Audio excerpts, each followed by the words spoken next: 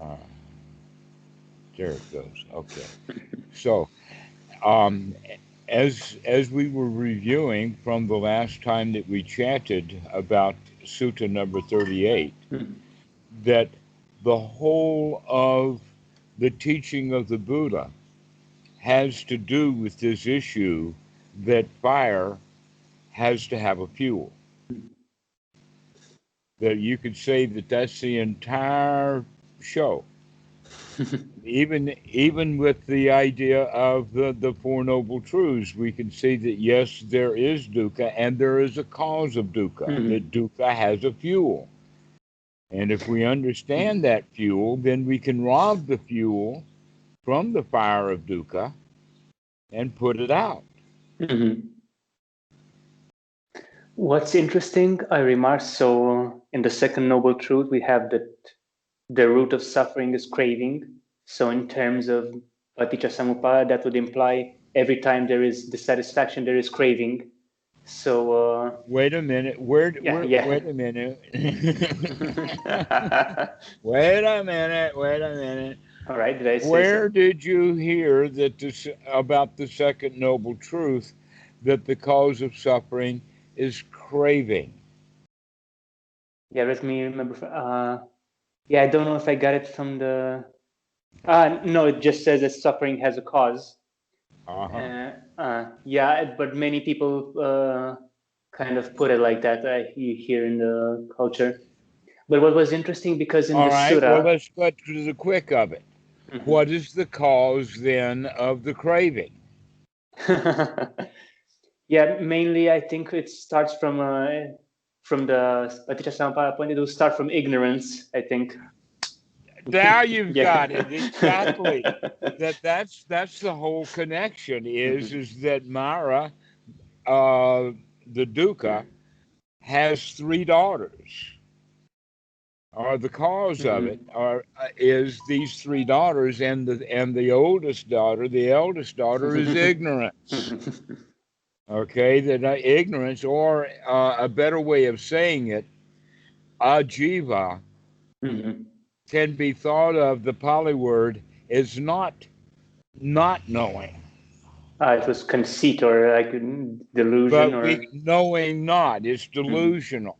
Okay, that's the real issue, because there is such a thing as wise ignorance. Right. Easy example is that it's dark and we get up to go to the bathroom at night, and we have the idea or the thought, oh, I can make it to the bathroom without stubbing my toe. I can make it safely. Let me go to the bathroom and not even think about it. But wisdom would say, wait a minute, I may not know the way to the bathroom. I'm ignorant of the way to the bathroom. Let's turn on the light so that I can see. Okay, that's a very clear example then of the distinction between ignorance and delusion. Delusion is ignorant ignorance, and there is such a thing as wise ignorance, of knowing what we don't know. And that's very important, because when we are ignorant wisely, then we can find a solution. But if we are delusional, we think we already know the answer, and therefore we're not getting right to the solution. That's, in fact, one of the primary issues within the larger lay community of Buddhism here in Thailand and in the West. And that is the delusion that there is rebirth, the delusion that there is a kind of fire that does not require a fuel. And because of that and the belief in that, then they go into, well, let's just make merit because it's too much trouble to stop feeling bad right now. I'm going to postpone it and practice a little bit of generosity, hoping that that's going to get me into a better situation where I can practice. This is the mentality that they have. In other words, the mentality of now is not good enough. Later will be better. And in fact, that's delusional, you see, because we don't know what the future is going to be. Yeah, indeed. That in fact, what the Buddha says, in fact, to look forward to as far as dukkha goes is old age, sickness, and death. That's what you can look forward to. That's what's going to happen. The That's question what I is, are wanted you to. going to go ahead? That's what I wanted to say. Even if rebirth would be factually true as people think about it, even then, the Buddha spoke about it in the other rebirths are not satisfying. So you're subject to the same conditionings and determinations as you're now, maybe at a different level. So it's it's still not worth it, even. Exactly. Almost as if it's like the child who wants a do-over. Yeah. Yeah, but anyways, it would, if it would be a do-over, you kind of get everything wiped away, so you don't get to kind of keep anything from the one from the previous try. So it's you're kind of blind in the dark again. You don't. Yes, exactly. And that's why delusion is such a powerful thing. Mm-hmm. And if you take that delusion down into Paticca Samuppada, the delusion then is that it is okay for me to follow my feelings blindly.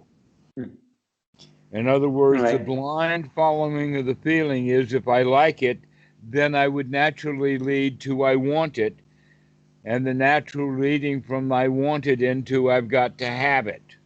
Mm-hmm. Which is finally the actual grasping and grasping hold of and clinging. We can think of grasping as two kinds. One is the part that actually grasps it and clinging, and the other one is like the grasping at it or the reaching. Okay. Okay, but in any case, that's the creation of the self that wants Mm-hmm. it because we're following our feelings ignorantly. Mm-hmm.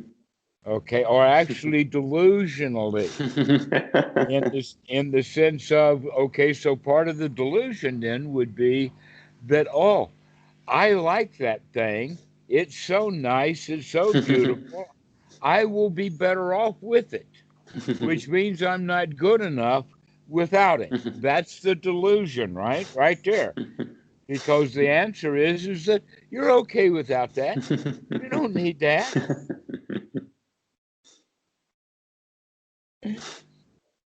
And so this is how delusion keeps going every step of the way within Mm-hmm. there. And it follows right along.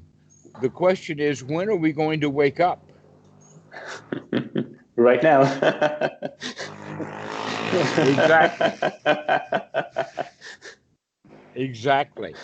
And that right now, like in the middle of an argument, when we're in an argument with somebody, we are already in that delusional state. And when we wake up, that's better. Like that the husband and wife are yakking at each other, and then the husband leaves and slams the door. He wants out of there. That's a waking up.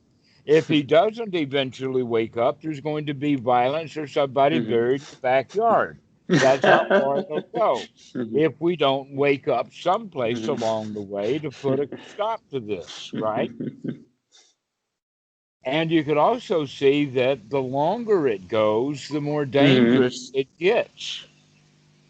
Which means now that the quicker that we can pick up on things, the better off we're going to be. Wisdom. We want to be able to back that wisdom up, past that clinging, up to the point of feelings or Vedana, and then the resting point that Bhikkhu Buddhadasa talks about is Pasa. And he says it in the Contact. sense of, Okay.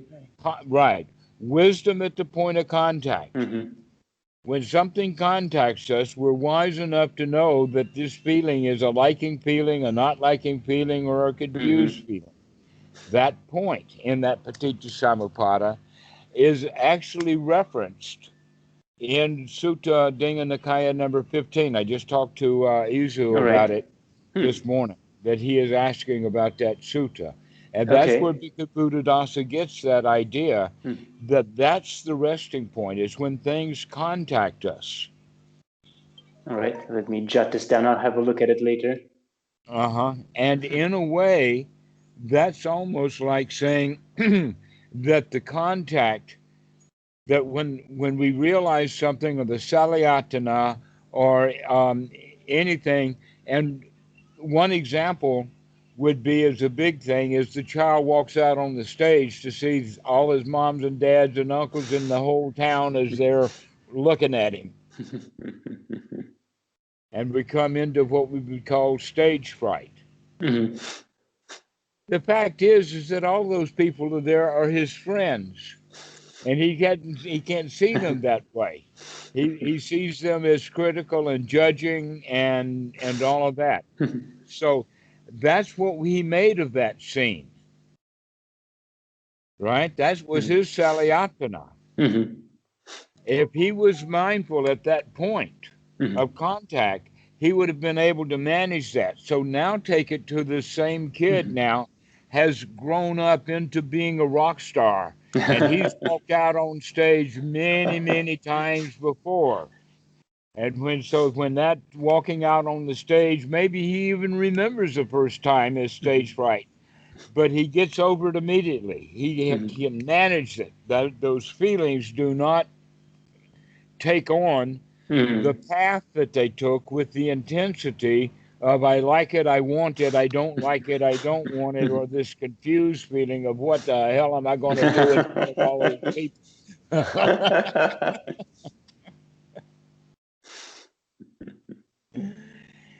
And so this is a really major kind of teaching that the Buddha has, is built into that one phrase of fire must have a fuel. And that we put that right to use at this point in Paticca Samuppada is to not give these feelings the fuel or the fire of that contact. We have to understand that when things contact us, oftentimes it's not just a nudge, it's a shove. It's not just a brush, it's a punch. Yeah, so the Vedana that comes built into it can be very strong or very light. And there's no control, it just comes with what it comes. Right. And the intensity of that impact then will be then the intensity of the feeling, and therefore the intensity of the grabbing, and therefore even the intensity of the hell. It's all, based in that order that we go in. And so mindfulness at that point of contact, so that when things contact us big, we know it immediately, so that we can handle that situation. Because sometimes we'll get into a situation where we don't handle it well. In fact, that happened to me on December the 17th. This last year? Past year. Right. I remember it well. Here was the situation is that we had time finishing the visa when we were on the Kosambiya, the other island, and went to lunch. And Tam and Kitty took a long time in the shopping, and we still had to buy the battery before we got to the boat. And Tam already had the boat tickets, right? Putting pressure. We found the battery shop. We were in the process of buying the battery, getting on the cell phone with the guy from this island who knew the battery that we needed. Ken didn't have it all written down. We're doing everything on Thai time. While my American clock is running, we've got to make it to the boat, right? And so then the battery is picked up, and this guy is trying to get down through the aisle to take it to the front. And there's Kitty kind of playing 8-year-old, dancing around, not looking where she's going, and this guy can't get behind her. And so I grab her by the arm and pull her out of the way. That was because I didn't have mindfulness at that Mhm. point of contact. I was in a position of I'm in a hurry. My old favorite. I mean, that's my biggest one. A little bit of anxiety coming back then. Okay. Well, guess what? We pulled into the yard just watching the ferry boat's gate go up. We missed it within 1 minute. Oh, And there we had to that's sit for annoying. 3 hours with nothing to do. But I was fine. I got over it. I was finished with that, you know? Never mind that we've got to wait three hours. Never mind that it costs us an extra $30. That I was wrong to grab Kitty by the arm to pull her out of the way. I could have just said, turned it on with wisdom and says, Kitty, please move or turn around. We're trying to get by. All right. No wisdom. Not at that point of contact. I lost at that moment.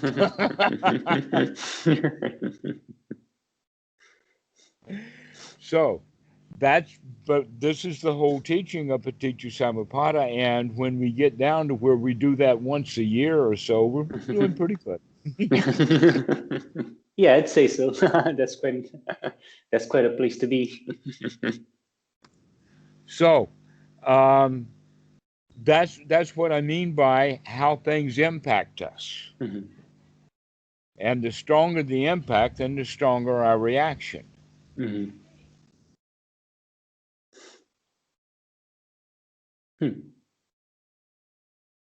I've been also thinking about, besides kind of interrupting the chain of automatic reactions and not going into this unskillful behavior, there could be not another advantage or use of another insight to Paticca Samuppada in seeing that everything has conditions or is dependent on something else. And you can kind of get rid of yourself of this delusion of, oh, this is occurring to me. Because this occurs to me, then that means there is a me that needs to be protected. Precisely. In the case of what I was talking about, there's a me that's in a hurry. Yeah. If there's no hurry, there's no me there. Isn't that amazing? Yeah. And if you sit long enough in this mode or seeing these relationships, you can kind of get it out of your system a bit, or the idea of it doesn't occur to you as much, or you don't act from those assumptions as much anymore. Exactly so. Exactly. It But becomes a that new becomes frame. not only a new frame, but a new set of ways of doing things based upon habits, that we change our habit patterns. New neurons, new circuitry is formed in the brain, and the old ones kind of dwindle out because they're not useful anymore. Dangerous, in fact.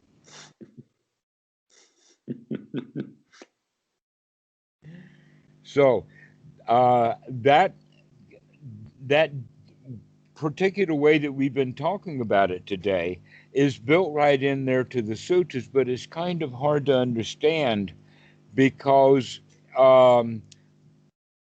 people get, I think, involved too much with the idea of the sequence of events of Paticca Samuppada No. and what it all means and everything. But basically, the easy way of looking at it is that it's like if the candle is on the rug and sets fire to the rug, and the rug sets fire to the curtains, and the curtains set fire to this. It's just one fire after another. One fuel is available, and so one fire sets the next fire, which sets the next fire, and the fire spreads to the whole place burns down. And that's the dukkha, is when we burn the place down, one little fire after another. But if we have wisdom, we can stop that fire at any place that we can wake up to it. Also, I think some relationships are not necessarily temporal, so they not necessarily imply a sequence, but they can kind of imply simultaneity or when you feel this might be in the background or a background foreground thing, or just a normal relationship, not necessarily this is after that or going one after the other. It can mean that, but it's not, doesn't always has to mean that. That's at least my impression of it. Well, yes, and actually, I think that's why the Buddha would tell Ananda that it's profound and subtle, is because we want it cut and dried. This actually causes that and nothing else. And this actually causes that and nothing else. So where we do have the concept of a catalyst. A catalyst is something that these two things together won't interact, but with the catalyst there, they do interact. Okay. Oh yeah, I remember. I think a good translation for it would be with this is, not necessarily, oh, this causes this, but these things are related. They always go together, but doesn't mean that this causes this. Exactly. Exactly. With this, there is that. Without this, there is not that. And then he actually makes the statement that if you take the fuel away, the fire is likely to go out. And what does that mean? It means, well, no, maybe it can find another fuel. Maybe the fuel that you removed was not sufficient to get all the fuel removed. Once an electrical fire starts, turning the power off is not gonna stop the fire. And so that's the way that we have to look at it. Is that, yeah, it's got that complexity to it. At one time, I remember sitting down with a student while we were here and starting to draw all of the little circles or lines around it, especially in the sense that the sankara seems to be the loop factor, because we bring stuff out of the past to flavor the future. Okay. And then now that the present moment now becomes the past, which we now use to flavor a future now. And so in that regard, it's kind of got a cycle to it, because we keep recycling all our old bad feelings. And also, I think so, in certain designations of the Paticca Samuppada explanations, it goes down to name and form. So it says consciousness, or vinnana, I think, is dependent on name and form. And then name and form is dependent on consciousness or vinnana. So there's just a loop between them, kind of pointing that the bodily aspect is dependent on the mental aspect, and the reverse, and they... Right. Now, no one is the first, so... There is a clue to this in Sutta number 9. And by the way, the interesting thing that's very curious about that sutta is the name of it is Sammaditthi. Okay, it means right view. Right view. Okay. Exactly. And guess what? It's an exposition on Paticca Samuppada. Except that it's only done in one direction, and that is forward order, in the sense that this is the result. What was the conditioning factors to bring this about? And then you go down to the next one, all in reverse order. When it gets down to sankara, this is where it gets very interesting, because it makes a distinction between bodily sankara, verbal sankara, and emotional sankara. Except that the emotional sankara here is using the word citta, and that in the Pali, because Bhikkhu Buddhadasa had talked about this before, in the Pali translation into the Thai language, Robert looked it up, and the Thai translation translates citta here as jai. So jaya sankara, which means the heart or the emotional base. That the word citta actually is not the same as the frontal cortex, which is the mana, okay, or manut, or human, the man part of the brain, as opposed to the citta, which is the more emotional part of the brain, and also distinct from the verbal part of the brain. The verbal sankara is all of our language skills and concepts and rites and rules and rituals. This is, in fact, is the verbal sankara, is where we store all of the sankaras of attachments to the way things should be. Our rites, our rules, our rituals, our laws, our internal clock, as it were, is stored there in that part of the sankara. All three of these sankaras will come into play in that point of time of the nama-rupa. That process of taking the outside, the rupa, the reality, and naming it. Okay? So just the little action of I see the tree is that process of taking the actual image of what I'm seeing, comparing it with all the other things in there, and coming up with the concept tree and the word tree and the verbal sankara of tree. Okay? Now, if my pappy was hung under that tree, then I might have a different view of it because of my old sankara. So every time I see that tree, I think I'm going to cut it down. And so you can see how that nama-rupa process gets polluted with past knowledge, and that past knowledge, that pollution, is then the sankara. When we see it that way, then we can say that, wait a minute, that means that in the process here of the nama-rupa, it has two pathways. One is through the consciousness, the vinnana, and the other pathway is through the sankara, and it's the combination of these two things that is processed, giving the salayatana. But that's not clearly ever spelled out anywhere. That's a connection that we have to understand, that there's that sankara has a direct effect upon the nama-rupa. But I think from my take on it, I think that the Buddha was talking about our experience. I don't think he was talking about maybe what's behind this experience that we're having. And I think nama-rupa here might be referring to the rupa inside the salayatana. So when I look at the tree, I see the tree, I just see my salayatana. It's not actually what's behind it. So what is rupa for me is actually still salayatana, the form of the tree. It's still inside my internal bases. So I can't really step out of those. Exactly. What you have done or manufactured, when I say the word tree, you've taken the tree and created one inside your mind from old trees you've seen before.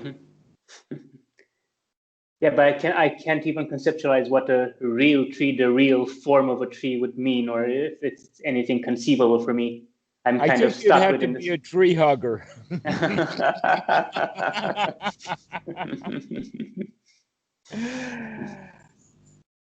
That's an important point to understand, that we do not live very well in the real world. We live in a world that we have processed. That when we realize something, we don't actually realize it. That what we do is we mentalize it or conceptualize it, or even possibly the word that really points at it is that we recognize it. We recognize it. All right? And so that recognition then is very important to the humans. We want to be able to recognize things, because if we recognize it, then we'll know whether we like it or not. Okay? And we don't like that when we cognize something that we don't recognize it. That's when confusion comes in. And there's always something new coming by. And so we have to find a way of processing it And so this is why people will get lost in processing, is because they don't like the outcome of the feelings of being confused. And so they try to work it out. Even that can be done mindfully, or it can be done with a lot of furious bad feelings and sloppy behavior, and because we're in a hurry to get it finished. We want to get it done, as opposed to enjoying the process of figuring out what's going on here. So these three feelings that come up are impacted based upon the amount of contact that this salayatana has on us, as we were talking about before. And so the amount then of pasa, or the weight of the contact, needs also to have the same weight of sati, so that we can really wake up to it. This is, in fact, what that first noble knowledge is all about, is do we have the trust that I can, in fact, wake up no matter how hard something impacts me or how often it keeps punching at me, I can deflect the blows. That's such a milestone, to actually have the confidence, hey, I can handle this. This is not going to overwhelm me. That I have and can have wisdom at the point of contact. I think that was so. That was in 48, I think, to the Kosambis, or maybe I'll have a look at that in the Pali. Okay. Yes, exactly. Okay. That one is exactly right. I congratulate you for remembering that. Yeah, the Kosambiya Sutta, Okay. number 48 is where I'm referencing now. Is that first knowledge?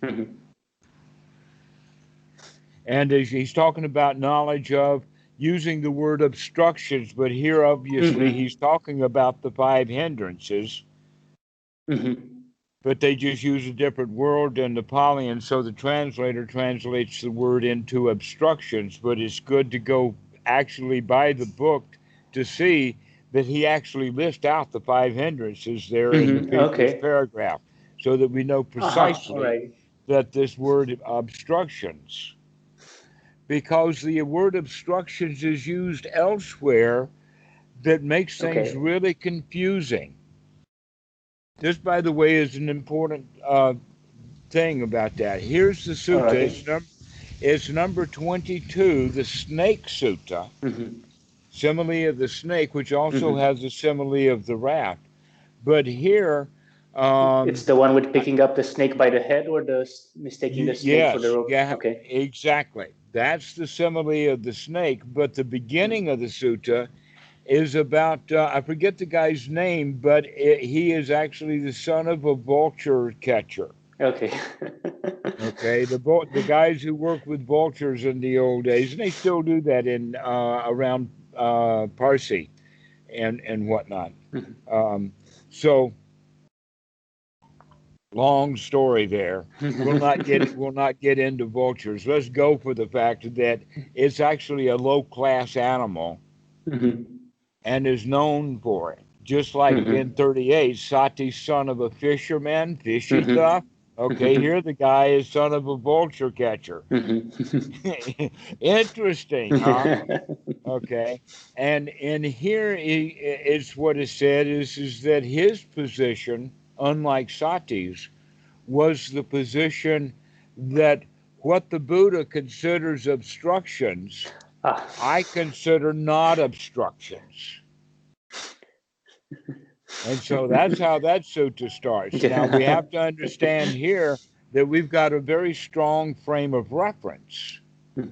That what we're talking about is the hindrances, which is actually then the cause of suffering. And so this guy, by saying that what the Buddha thinks is obstructions or not obstructions, is the entire core of the teachings of the Buddha. If we understand it that way. But in the West, when they just take about the obstruction, they think about, oh, anything. And an example of that would be, well, what about using drugs? I've heard that drugs are great with meditation. And what about marijuana? And why would that be an obstruction and all of that? Okay. Or there's many different other things like, well, what's wrong with going to a movie? And we see those things as obstructions because we've heard about the precepts and that. And so they look at these obstructions as if they were part of the precepts. Where in fact we're actually talking about, no, we're talking about something deeper than that. We're talking about the hindrances, which are the unwholesome thoughts that keep coming to mind. And in fact, there may be some unwholesome thoughts along in that got you into the hoochie coochie show, which you're thinking is the obstruction. No, the hoochie coochie show is not the obstruction.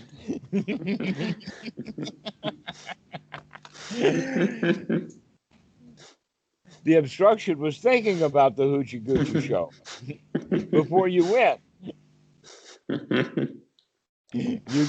And so this is the point that we understand about that word obstruction, that is actually used in reference to the five hindrances, and that when the mind is free from those five hindrances, then naturally the thoughts are going to be wholesome thoughts that are conductive to noble views, noble behavior, and a high noble attitude of being successful.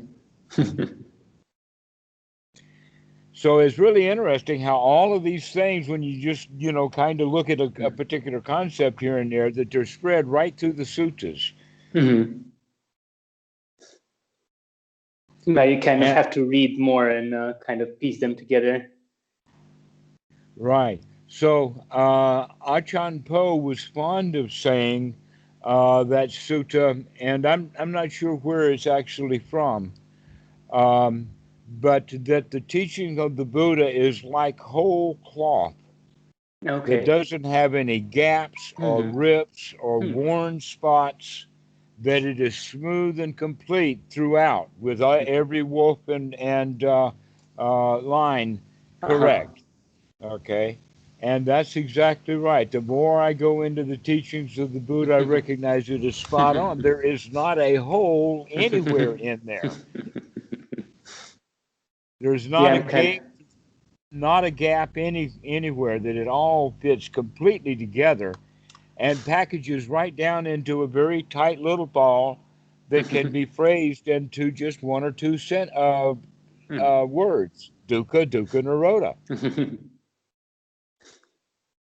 The whole thing. I like the word, don't worry, be happy. I mean, that's so liberating, is to be able to recognize when you're worried and stop it. Because worry, in fact, is that confused mind that is sitting in that perception, salayatana, contact feeling loop. That gets into a loop of not being satisfied, and so we just keep thinking about it and thinking about it and thinking about it. In some cases, we can write an email 20 times before we actually send it.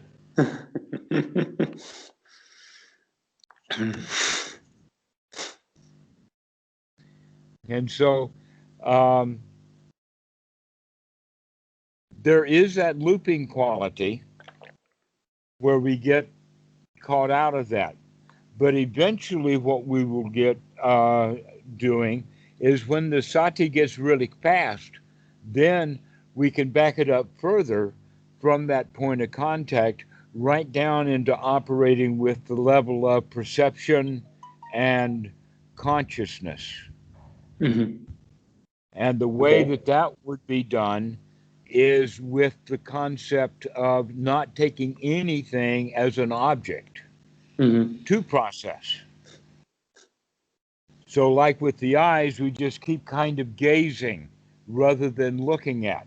Imagine that the farmer is on way out in the middle of the field, and he looks up and he gazes at the forest that's out in the distance there.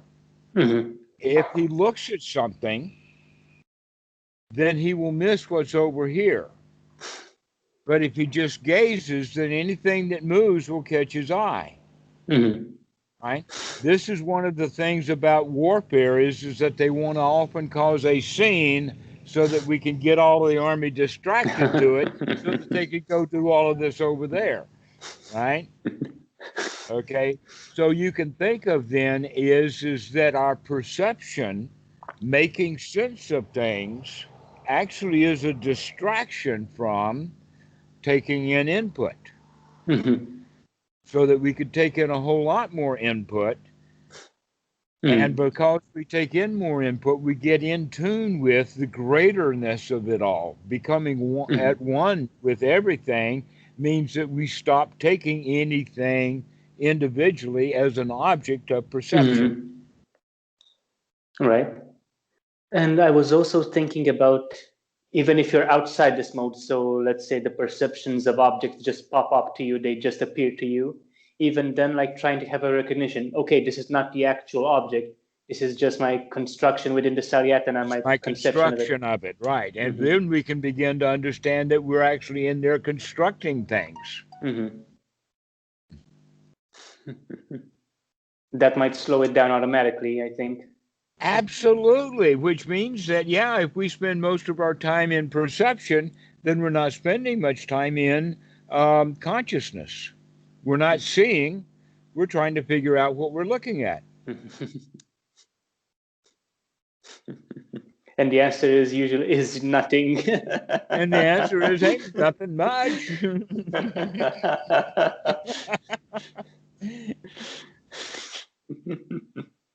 Unless we make something out of it. But that's exactly what we're doing. That is the Salayatana, is making something out of it.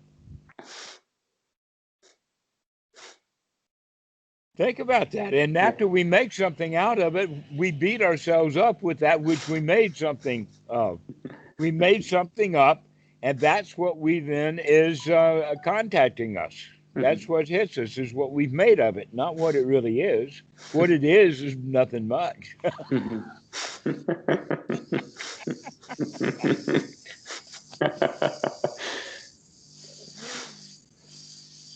And so when we can operate down at that level in Paticca Samuppada, down at level of the connection between level 3 and level 4, or between the vinnana and the nama-rupa, then that means that nama-rupa doesn't really have much to do anymore, because we're not taking an object to be processed. That we kind of, in a way, move around really quickly. Not stop and focus on anything. Keeping it very open. This is, in fact, the story of the Zen stick. Who is the Zen master going to hit with the Zen stick? Is the guy who's tightly concentrated in his meditation? No, he's the one who's going to get hit. Yeah. Who's the guy not going to get hit? The guy who's awake and aware knows that the guy just came into the room, that he's awake. And so if he hears any sound at all, he'll know it, and he'll sit up just a little bit. So this is how it works. Is we're looking for a meditation that wakes us up to the reality, to the point that we stop fixating on anything and begin to take a lot of stuff in. But the important point for training the mind is this point of contact, that once something contacts you, be there before feelings, so that you'll know how to manage the feeling. But you see how this stuff happens within a split second. We're talking about things that happen less than a second. Yeah, usually when it's very intense. But yeah, you can start working with the slower stuff. Well, that's why we want to go into seclusion, is so we can sit down and slow this stuff down and take a really close look at it. which is actually nothing but developing the skill of Sati to quicken up.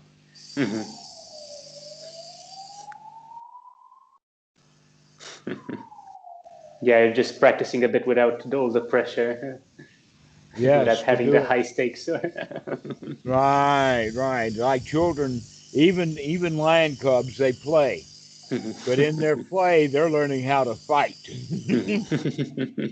And so we need to get off into seclusion so we can learn to play with this stuff in the mind so that we can develop the skills that we need so that Sati is going to be there in a hurry when things impact us.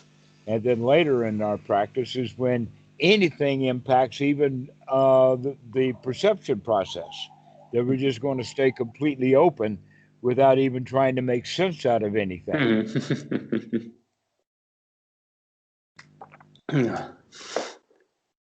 I'm always looking at the clock. I think we still have about 3 or 4 minutes, or you might. Yeah, I think that we're about finished now with this review of Paticca Samuppada. This is actually quite useful, I think. I hope so. It's been quite great for me as well, seeing you again and talking about this. All right. Well, I'll let you go, and you can get on to your meeting that you've got to do, and I hope to see you soon. Yeah, I'll call sooner. Okay. We'll see you. Thanks again. See ya. Bye-bye. Okay.